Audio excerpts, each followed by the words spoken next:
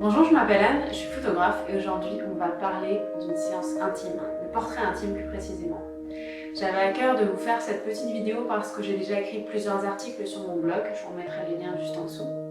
Mais j'ai eu envie de vous offrir en fait une nouvelle porte d'entrée pour vous parler de ce type de séance qui me tient très à cœur. Pourquoi ça me tient à cœur? Parce que ce sont des séances que j'ai déjà réalisées moi-même en tant que modèle, en tant que photographe bien évidemment.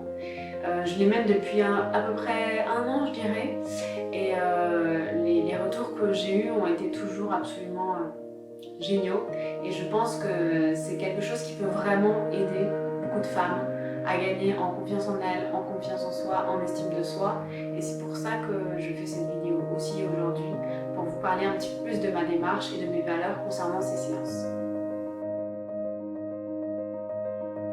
Une séance type, comment ça se passe? C'est quoi une séance type? Une séance type, c'est un petit peu une séance telle que moi je l'ai imaginée, telle que j'ai construit mon offre, c'est-à-dire en gros la séance de A à Z, comment ça va se passer, combien d'étapes il y a, est-ce qu'on est obligé de tout faire?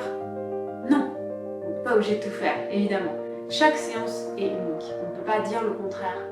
On peut la réaliser, la première, je sais pas, à 15 ans, ou à 30 ans, ou à 50 ans, enfin, il n'y a pas d'âge en fait pour ça. Par contre, on peut en réaliser plusieurs dans une vie, qui auront chacune des saveurs différentes, à des périodes de nos vies différentes, avant une grossesse, après une séparation, enfin, voilà, il y a des contextes tellement différents dans la vie d'une femme, ce serait beaucoup trop long à énumérer ici.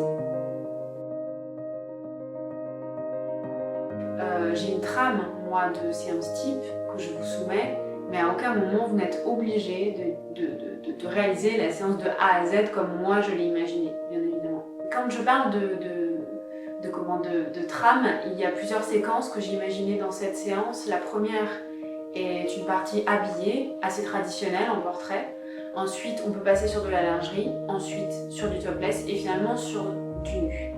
Le nu et le topless, je sais que ça peut faire peur parfois, mais ce sont des séquences en tout cas qui ne sont pas du tout obligatoires dans les séances que je propose. Après, je pense qu'aucun photographe ne vous dira qui vous oblige à poser nu, mais je pense que c'est quand même important de me le rappeler parce que je sais qu'il y a certaines femmes qui ne sont pas forcément à l'aise avec ça. Tout est personnalisable dans le sens où vous pouvez décider de faire absolument toutes les parties que vous souhaitez et surtout vous pouvez décider de ne pas faire celles que vous ne souhaitez pas. Vous pouvez me dire, ben voilà Anne, moi je voudrais une partie portrait et une partie lingerie, mais ça s'arrête là. Sur le moment, si jamais vous le sentez, vous pouvez très bien aller jusqu'au topless ou carrément jusqu'au nu, il n'y aura pas de souci non plus. Ces séances, je les ai imaginées dans le but de vous aider au maximum à franchir un cap. Quel cap? Celui de vous exposer, celui de vous exposer au regard de quelqu'un d'autre, celui de vous accepter et aussi de vous exposer à votre propre regard finalement, celui d'accepter votre corps jour après jour. C'est une chose qui n'est pas forcément évidente pour pas mal de femmes, j'en fais partie, moi aussi. Et je trouve que c'est un côté un petit peu thérapeutique de faire ce genre de séance. On apprend chaque jour sur soi, on peut regarder les clichés qu'on a fait, on peut être heureuse du moment qu'on a passé, on peut être fière aussi de tout ce qu'on a fait et je pense que c'est important d'avoir tout ça en tête lorsqu'on franchit ce cap. Et je pense que vous êtes à ça de franchir le cap, de faire une séance photo. Alors si en plus vous décidez de la faire avec moi, j'en serais d'autant plus ravie. J'ai vraiment à cœur de vous accompagner dans cette expérience pour qu'elle soit la plus belle possible et qu'elle soit la plus inoubliable et que vous passiez un super moment. En tout cas, moi, je ferai tout ce que je peux avant. On préparera la séance comme il faut. Je suis là pour vous écouter, je suis là pour écouter votre histoire, écouter peut-être les blessures que vous avez eues et qui font qu'aujourd'hui vous avez envie de faire ce type de vivre ce type d'expérience. Sur le moment, pendant la séance, de dédramatiser un petit peu les choses, de voilà, je suis quelqu'un de très drôle. Est-ce que ça se dit ça, de se dire qu'on est quelqu'un de très drôle? En tout cas, j'essaye vraiment de faire des blagues. Alors parfois qui sont pas drôles, mais bon, j'essaye en tout cas. Et souvent ça marche, ça dédramatise le moment. Et si vraiment il y a une petite gêne à un moment donné, je pense que tout est oublié assez vite grâce à mes blagues pas drôles. Donc, même si elles sont pas drôles, elles ont le mérite d'exister et de servir à quelque chose.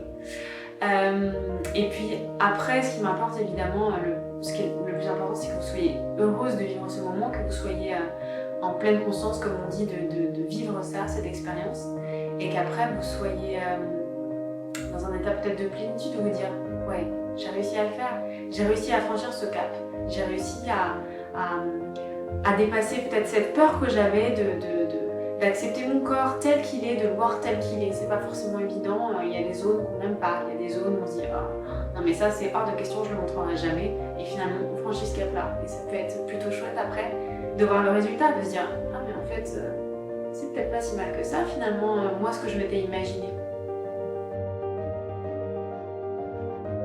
On a tout un corps, il est comme il est. Je pense que c'est peut-être ça qui est le plus difficile à accepter. C'est qu'on a des visions de corps qui sont parfois magnifiques, sublimes, mais ils nous servent à rien ces corps. Le seul qui nous sert, c'est le nôtre. C'est lui qui nous permet de danser, c'est lui qui nous permet de rire, c'est lui qui nous permet de chanter. Et je pense que c'est important d'en avoir conscience jour après jour et de lui laisser cette chance d'exister pour nous et de nous faire tous ces petits bonheurs quotidiens.